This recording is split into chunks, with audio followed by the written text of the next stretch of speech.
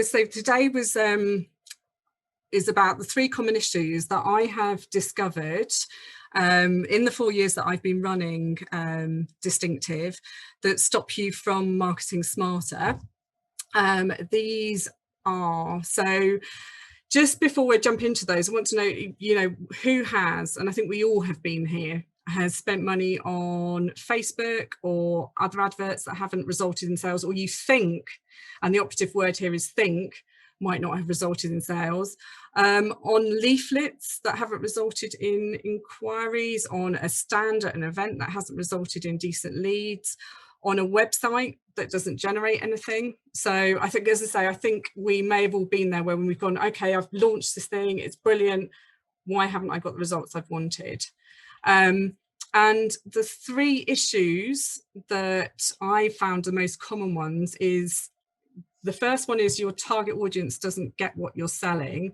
And that could be that you're not targeting the right audience with what you're currently selling. So you may need to change your target audience, or you may need to adjust what it is that you're selling. You may need to add an extra value add, or it could be around how you're communicating it. So that's the first one.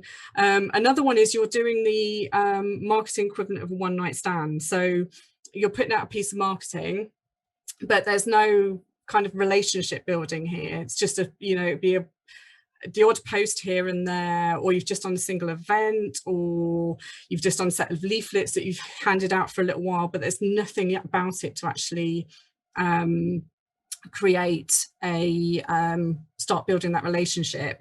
And then the other one is having unrealistic expectations, like again, boosting a post on Facebook and expecting it to generate sales. So again, it's or spending, say, £5 on Facebook advertising, or again, just doing that one event, but doing nothing around it to build relationships. So I'm going to talk through each of these in a bit more detail, and then just and then give you some ideas of how to overcome that. So the first one is your target audience. As I say, the issue that I've come across, the target audience doesn't get what you're selling. Are you actually targeting the right audience? Or are you doing the equivalent of trying to sell hair products to a bald person? So, or is it you need to, so it could be 2 things here. You need to change your audience. So, what you're selling is the right thing, but you might not be selling them to the right audience. Or you need to think about, actually, this is the audience that really fits my business, my lifestyle, my goals. You then therefore need to think about, okay, how do I adjust what I'm selling to make it more attractive to that target audience? So again, that could be, you say, one of the issues as to why your marketing isn't working properly at the moment. And again, in terms of your target audience, do you really know what makes them tick? Are you really giving them a reason to buy from you over and above anyone else? And also, are you communicating it clearly? Are you telling them things? Are you in terms of the benefits of what you sell? Are you focusing on the things that are really the most important to them? So that goes back to, do you really understand what it is that makes them tick? So the second one is you're doing the marketing equivalent of a one-night stand. So marketing, as I said, should be a relationship. It shouldn't be a series of just bits of isolated marketing. It should be thinking about, you start with a freezing cold audience.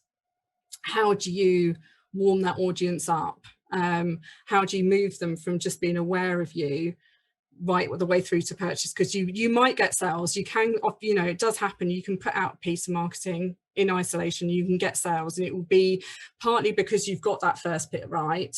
They are the right target audience. You're presenting what you're selling in the right way, but you've just caught them in the right place in the buying cycle. So you've caught them at a time when they're ready to buy.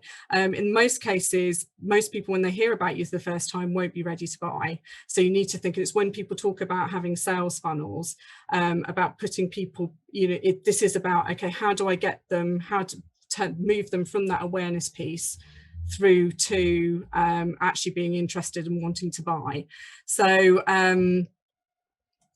you say you could, as I said, you could have nailed your target audience, but if you're not taking them on that journey, it can mean nothing, because you've got them right. So that advert that you could have put out could, you know, it could have worked in the sense that you've started to get them interested. It's just they're not ready to buy, so you need to take them on that journey. You need to sort of plan in, what do I need to do next? So I've made them aware, what do I need to do next to move them closer to actually wanting to buy from me. And as I say, in the end of the day, serving up a piece of marketing in isolation results in a brief bit of pleasure that soon gets forgotten about as you've not turned it into anything meaningful. So we're all really busy, we're all get easily distracted. So they'll see it once and then they'll forget about it. And if you've not planned in, how am I going to build a relationship with these prospects, they'll forget about it. It'll be that brief bit of pleasure that soon gets forgotten about.